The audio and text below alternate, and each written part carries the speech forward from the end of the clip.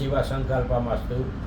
आज विश्व हिन्दू महासङ्घ नेपाल राष्ट्रिय समितिले गायत्री पुरस्चरणात्मक विशेष अनुष्ठान पाशुपा क्षेत्रमा सम्पादन गर्न लागिरहेको छ र वास्तवमा ब्रह्म गायत्री भनेको अपरम्पार ब्रह्म गायत्रीको महत्त्व छ र यो ब्रह्म गायत्री जप्ने पनि विधि विधानहरू धर्मशास्त्रमा उल्लेख गरिएको हामी पाउँछौँ र जस्तै नित्य गायत्री बिहान जप्ने, फेरि मध्याहमा बेलुका जप्ने, त्रिकाल सन्ध्या आदि कुराहरूलाई हामी सबै गरिरहेकै विषयवस्तु हो। तर यो पुरस्चरण भन्ने यसको साह्रै ठुलो महत्त्व छ। व्यक्तिले पनि पुरस्चरण गरिराख्नु भएको छ। 24,000 जप गर्दाखेरि प्रायश्चित्य हुन्छ। 24,000 ब्रह्म गायत्रीले जप्नै पर्छ।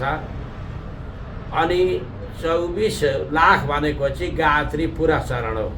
गायत्री पुरस्चरण गर्नाले वास्तवमा जीवनमा ज्ञाता अवस्थामा गरिएका समस्त दोषहरू मात्रै परिहार हुँदैनन्, निवृत्त हुँदैनन्।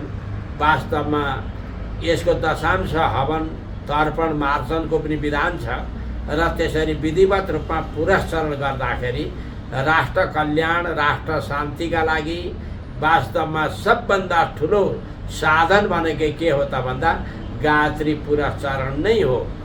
त्यसो हुनाले विश्व हिन्दू महासङ्घ नेपाल राष्ट्रिय समितिले यो जेठको 15 गतेदेखि 23 गतेसम्म गायत्री पुरस्चरणात्मक विशेष अनुष्ठान, जपात्मक, हवनात्मक, पाठात्मक अनुष्ठान गर्न गइराखेको छ। यसको सफलताको लागि म भगवती माता ब्रह्म गायत्रीसँग प्रार्थना गर्दछु। हरि ओम तत्सत।